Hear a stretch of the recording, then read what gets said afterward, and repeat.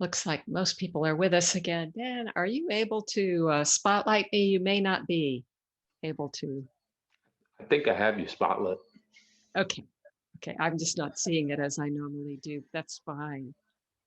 Um, so thank you for these questions and please feel free. There. Uh, so yes, feel free. And if there are some that come in that are clearly aimed at Henry, um, he he can take them up in his upcoming talks. He often does, or there are always opportunities when he speaks on Thursday night to come and ask a question then. So the first one I've received is there a relationship between Zen and fasting? Um, well, there's a very long relationship. Siddhartha Gautama, I'm sure you know the story that when he entered this search and left everything behind and went into these extreme ascetic practices, he said, no one practiced harder than I did. And, he was about to die from his austerities, which included not eating. And so many of the representations of the Buddha from that time sort of convey that image of just every rib showing, because this was thought to be, the way to really see in to the nature of reality.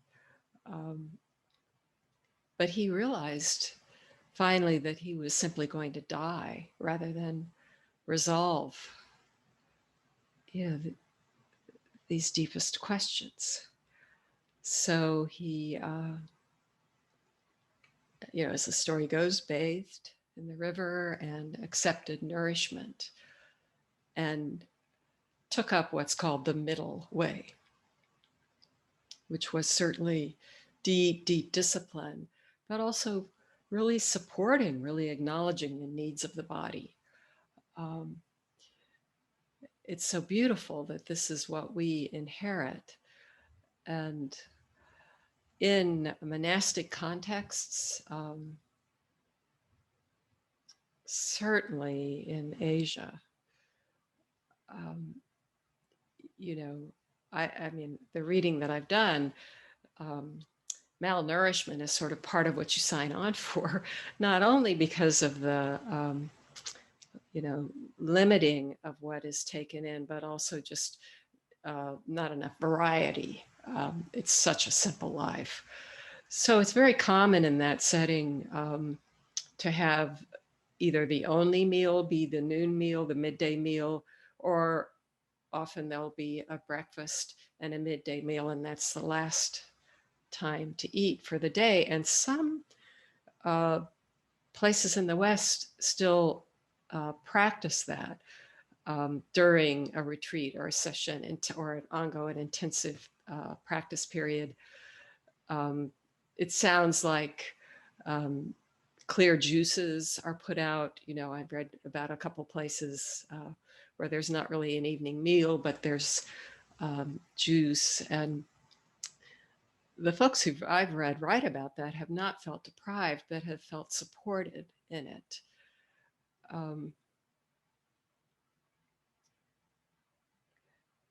There's no prescription for fasting, certainly in Sambo Zen, in this lay practice. And I have to admit that while I know this can be kind of a cleansing, clearing, helpful way to support clarity, sort of detoxing, there is a complicated history I know more about the history in the West, in our culture, of anorexia and eating disorders.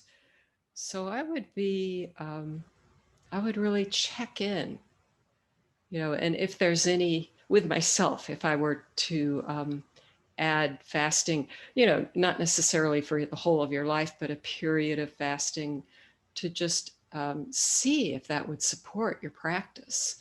I would be very clear and honest with myself about my own healthy relationship to food. Um, and when I'm working with students, I try to be alert to that when it shows up. It's sensitive and uh, not so easy. It's not something that I'm not trying to treat anybody for that. That's not the uh, task of a Zen teacher. But if I spot it, to um, perhaps encourage check on therapy, on awareness, or just on what's going on. But then around questions like this, I would just invite compassion, um, realism, caution.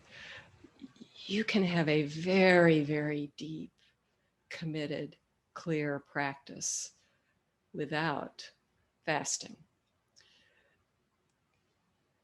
That said, there is this tradition that I mentioned yesterday that is, widely taught that in a retreat, it makes sense to lighten up on what we take in.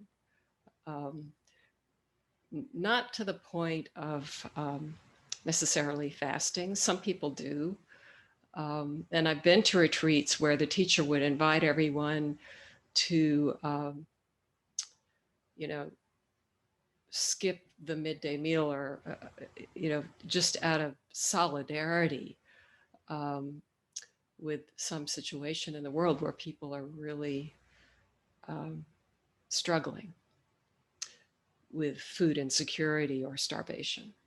So, that's a sort of different thing. But this practice of eating about 2/3 of your fill when you're in a retreat, um, it's just helpful. Uh, you know, I remember the NASC session. We've had several of them. The North American Sambo Zen in the Carmelite Center up there near Mountain Cloud, and the food is so fantastic. And I would consciously watch it because if you just um, eat as you would in a festive context, perhaps with all of this delicious, feast of food, and then you go to the afternoon sit or the evening sit, it is really not so helpful. So, and people joked about it there that they would have to really restrain themselves or had an experience of eating too much and really suffering that and then backed off. Um, yeah, so if there's a lot of literature now about fasting, intermittent fasting, its benefits, and how to safely pursue that if you're interested in it. But so while there is clearly a relationship between Zen and fasting, there's not a clear sort of protocol. It would certainly depend on the tradition and the context. In a lay context like this, very much up to the individual. I appreciate the question.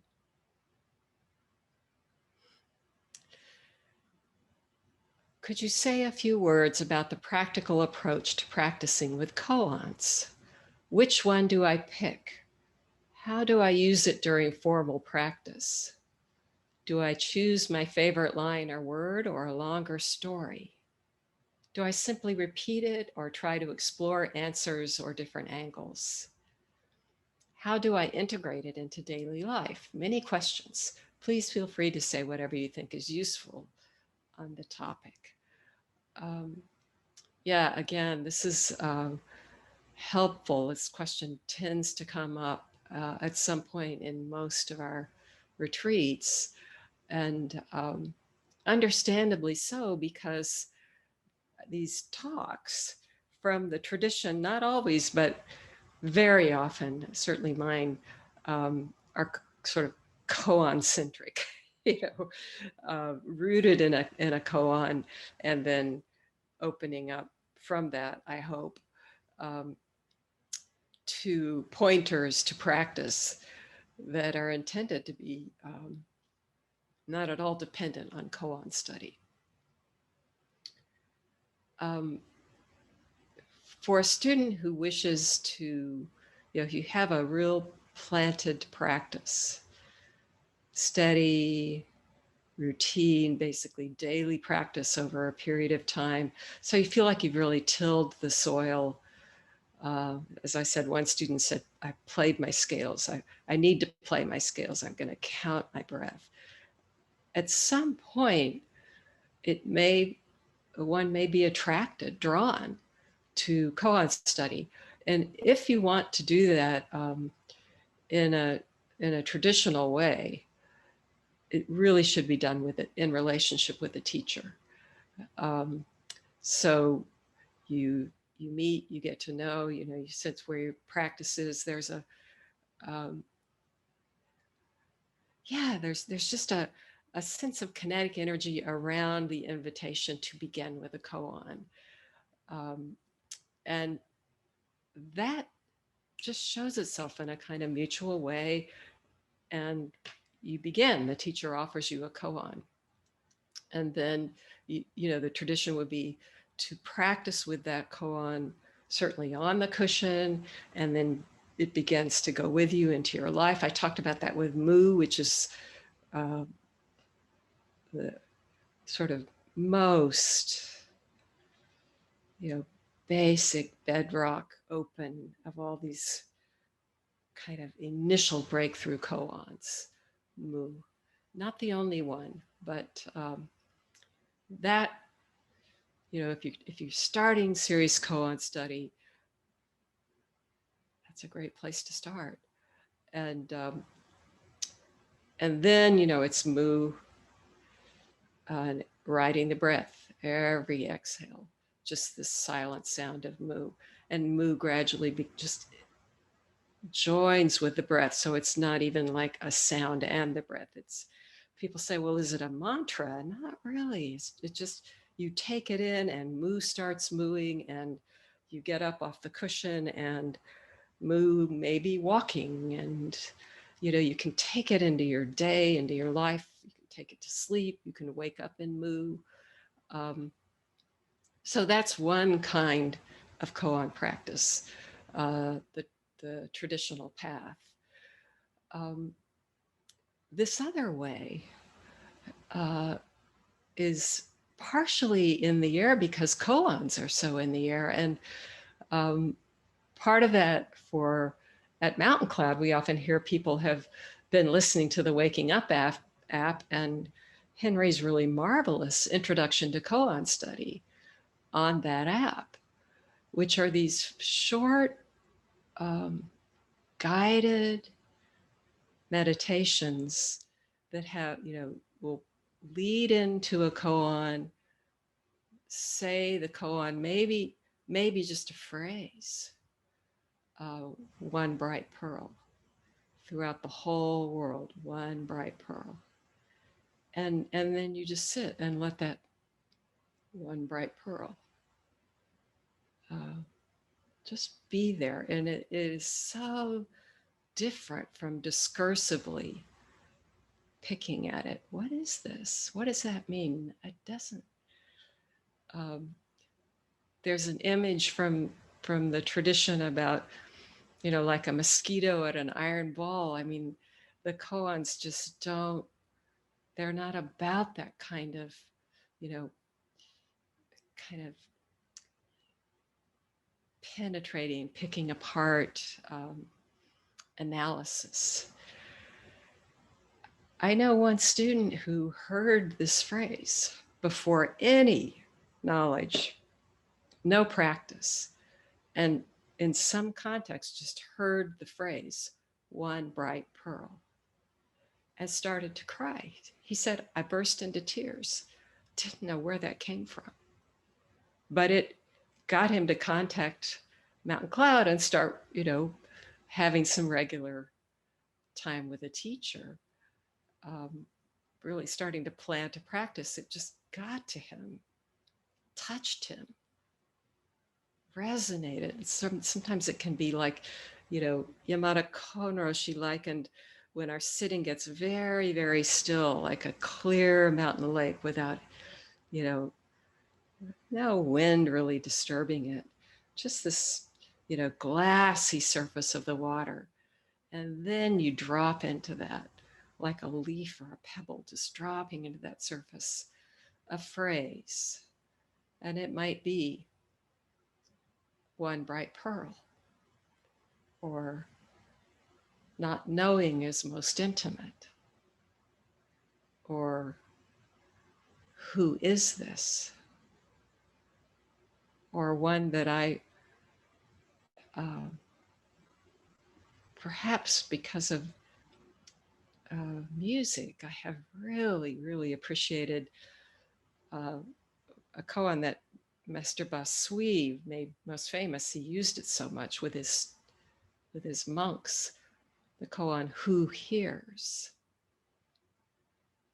and again, this is not a discursive question, uh, but you can sit with that. Just settle in your sitting, like Henry invites us to do. With posture, with some body scan, maybe the rocking, taking your time to get really, really, really settled.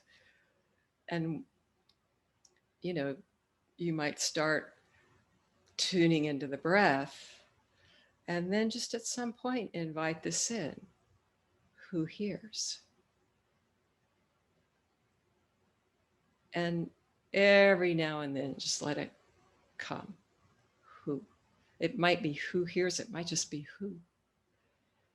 And then it opens up into the soundscape um, rather naturally, but sort of, there's the fan, there's a bird, like, traffic in the distance, um, or, all of the myriad sounds. And each one then can become, part of this living practice. So what can happen with that is that hearing,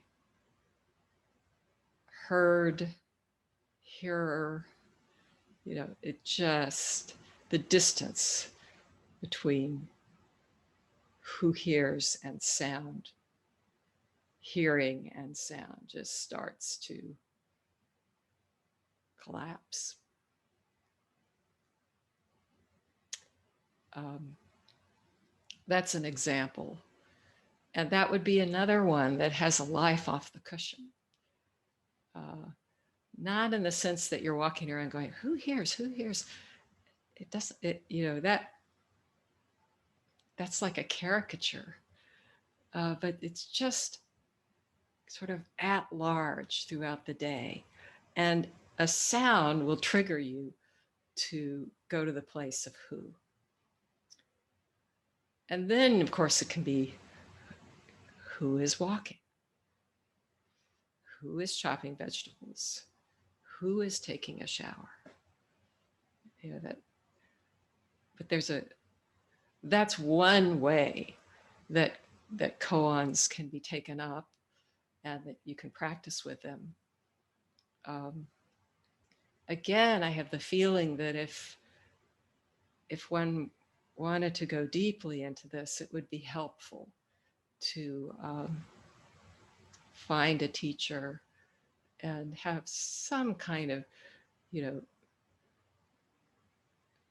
checking in from time to time.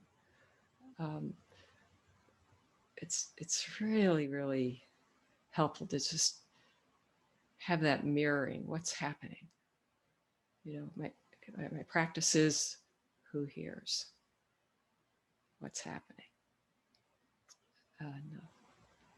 For myself, that was such an immense. I can't begin to express enough how helpful it was to take every opportunity when I was doing, especially the first time through koans, um, and especially that all that time with Mu. You know, it wasn't like I had to have anything to present to make it deeply worthwhile to see the teacher. You know, for that, it was my practice is Mu. What is Mu? I don't know. A few words about practice. That's it. Sometimes a little bit more exchanged. Um, it really, really helped. Beyond, you know, I couldn't say exactly how all along the way, but I knew I wouldn't miss going to Doksan. Like, no matter what, if the teacher were there and I could make it, I'd be there. If you haven't heard the Waking Up app, it's a nice resource. I particularly recommend it for the introduction to koan study. And, you know, I'll just say it's $99 for a year, but there's a wonderful opportunity, a grace period of 30 days of free. So you can, you know, anybody you know who has the app can send that to you, and you can, you know, take a listen, and because that's an investment, and there may be, you know, it may be prohibitive and it may not be for you. I mean, I have to say, I'm a great fan of sitting in silence. Uh, so apart from having deeply appreciated these koan reflections, I don't use the app. I mean, I'm interested in the offerings, but I'm not sitting with them. But that's not just, a lot of people find it helpful. Okay. 2 questions. I'm not as familiar with the history of Buddhism and Zen as I'd like to be. And so, though I've heard the same names come up a lot in Teishos, Dogen, Bodhidharma, I sometimes feel like a bad student because I don't know much about them or about the cultural context this practice arises out of, besides the basics. I've read books like Three Pillars of Zen, Zen Mind, Beginner's Mind, etc., but those are more about practice than the history and cultural context. Do you think it's important to be more familiar with the lineage and history? And if yes, are there books you would recommend reading?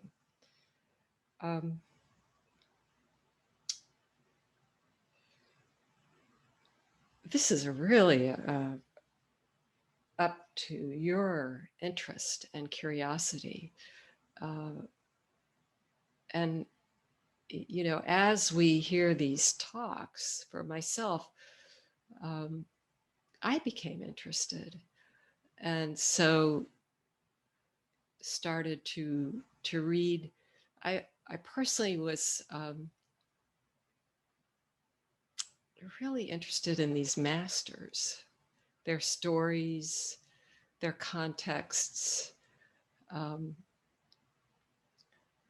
but very helpful to know, you know, there's simple books like Thich Nhat Hanh has one, The Heart of the Buddha's Teaching, and there are any number of introduction to Zen, sort of historical books. There are a couple of, you know, tomes that are classics, like Demoulin has this 2-volume history of Zen Buddhism. but I mean, if you're an academic and a scholar and you really like to dive in like that, great. Um, Barbara O'Brien has a much simpler sort of general introduction to Zen. When I read this question, what came up for me right away is there is so much online, and a lot of it's good. The only danger with online is you have to be able to sort of, you know, go through, sift through, because there, it could be really clear and sound and maybe not, or it could be a very distant tradition from what we're doing, and so kind of something else. But I, just going to Googling tricycle and Bodhidharma, or I know there's a lovely essay in Lion's Roar that's online by Joan Sutherland on Master Basso and Master Sekito. And these are just examples. And it's, there's some really sound scholarship. Um, there's so much that might be one way to find your way in. And then most of those good articles have bibliographies or footnotes, and you start to, at least I go down those rabbit trails and find a lot. Um, one issue, and this is probably more for me than, I don't know how much somebody younger with a lot of mental agility. Um, I have to repeatedly, except for with the masters I know really, really well, I'm looking up the names, because the names are Chinese, and the names that I grew up learning are the Japanese, and the Chinese names vary. And so one book that I have just, it's a go-to resource by Andy Ferguson, who's a wonderful scholar, author, Zen's Chinese Heritage. And it's just, each one of the Chinese masters, a little biographical information, and then vignettes from their teaching, just whatever is available. He's collated it and put it together. And at the end of that book, there are, there's a glossary with the names, like here are the various names that this master is known by. So you have to be patient and willing to do that kind of digging. Um, there are some a little more popular books. Rick McDaniel has written a couple on, and there too, he, like Zen Masters of China, the first step East, the second step, um, a little bit more story form. But again, he's using the Chinese names. So because of having, what we're doing here mostly, I try to say Unman, Yunmin. Um, that's not so hard. Some of them are really, uh, yeah, I just have to look it up repeatedly. I'm willing, uh, but that's just something to know you're going to run into in doing this research. Um, I feel like there's some things there's so many good resources. Uh, one book that probably belongs in the et cetera of this question is Zen, the Authentic Gate by Yamada Kon Roshi, that Henry and Joan Reek co-edited. And, that is a book about practice, but it can also lead to some other resources in helpful ways. Yeah.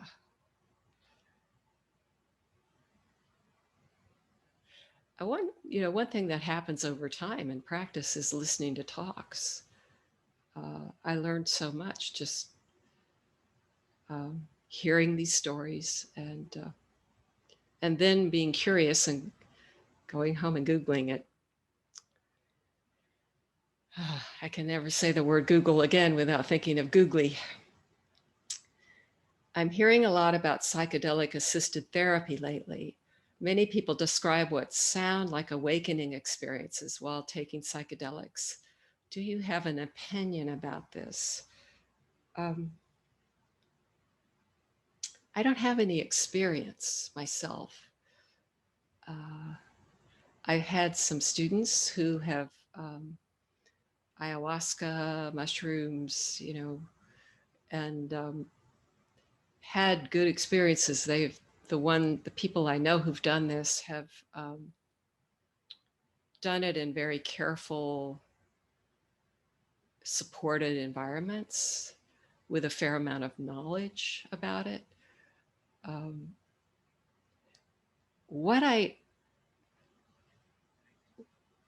Some years ago, I went to my first American Zen Teachers Association meeting, and at that meeting, there were all these old timers, wonderful, who started Zen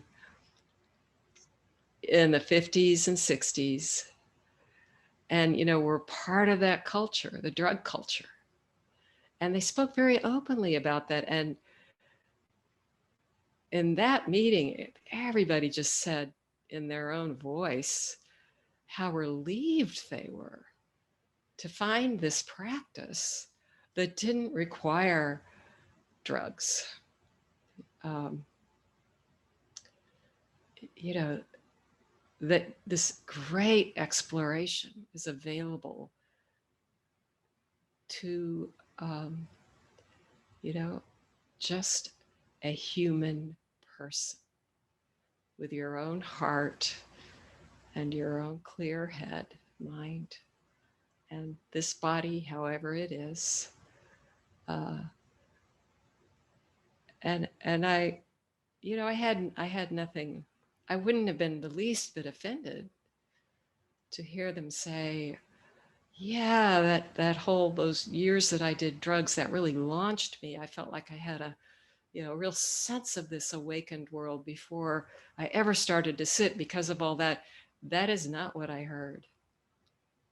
It was just this great relief to find this authentic, groundless ground and just sit. So I guess that's I've been shaped by what I've received. Um, One thing I will say is that my partner is a psychologist, and there's a lot of research being done now on the use of psychedelics to treat mental illness. And some of it seems really promising. So, you know, this is like everything fluid. Ah, a big thanks for the weekend. It's been beautiful. Just a comment. I'm quite new to Zen, and the discussions on koans and Urian Henry's Teisho made me think about a quote from Bertrand Russell.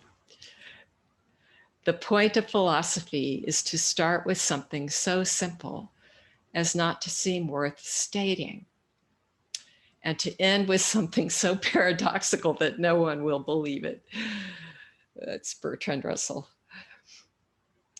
I studied some philosophy, but not of that ilk.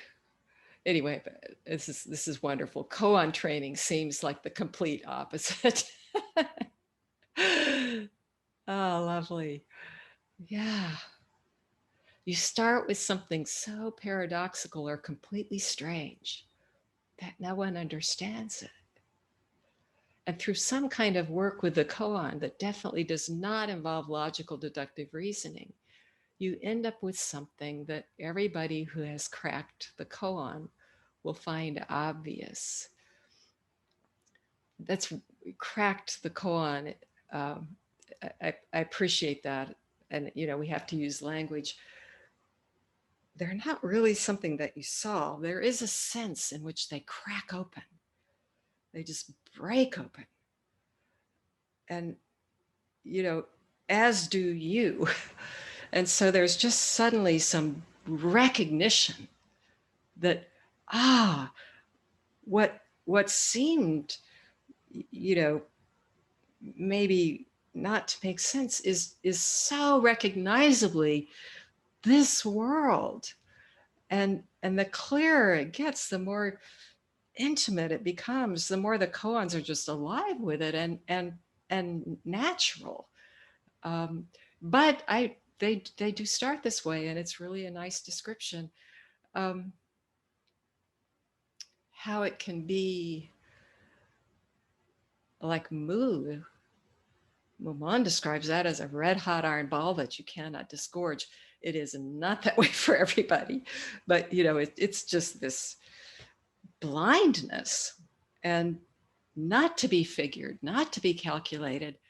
And then, when you come home, when Mu comes alive in you, uh, yeah, it's the most intimate, alive, and recognizable world that we could ever imagine. And the koans are like that. Perhaps not all as powerfully as Mu, but they do have this quality to them. Um,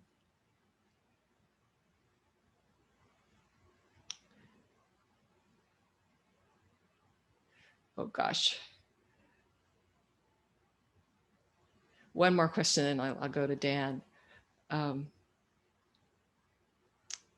I've noticed that other systems of meditation stop with samadhi, as if samadhi experience is the ultimate attainment.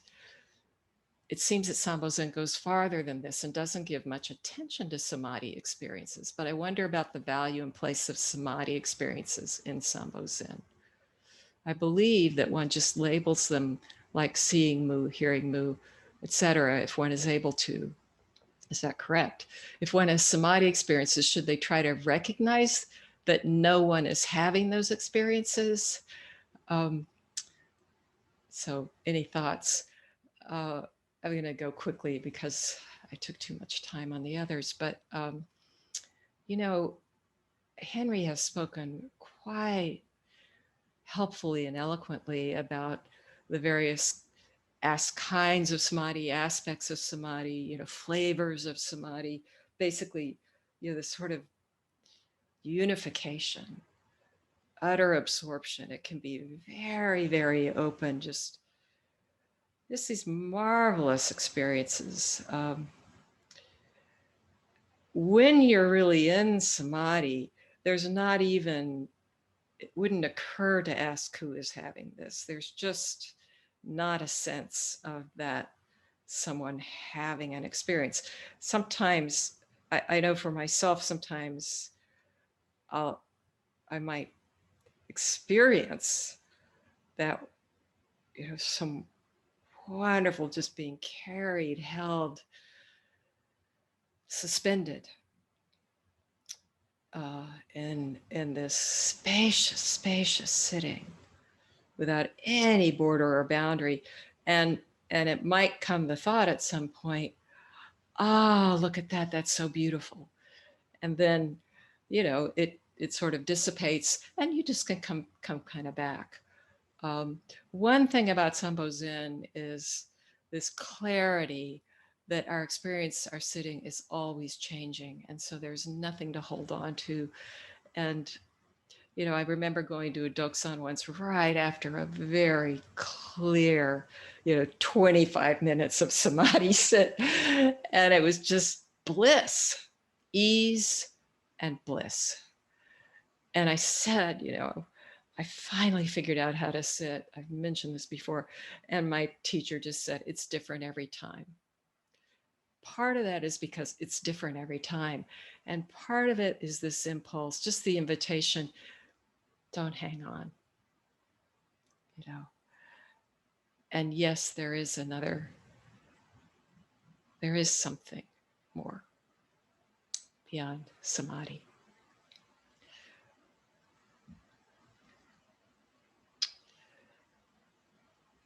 Dan, what do you have? We have just Oh, a just minute. one short one on a title or titles. Which one of Red Pine's titles considers mostly Koan translation? Oh, I saw that. I don't know the work of Red Pine well enough to answer that question, but a really quick search, um, you could, for that purpose, you could go to Amazon and or just Google online and look at Red Pine's books. I didn't have time to do that. Um, so I apologize. I can't tell you. There are a couple of books on. Somebody I think asked a question about, if I want to read a little bit about koans. James Ishmael Ford has a nice simple book called Introduction to Zen Koans: Learning the Language of Dragons. James Ford. Um, and there's a classic Sitting with Koans by Dido Lori, um, that is a little bit more in the classic idiom, but nice, about koan practice and about koans. Um,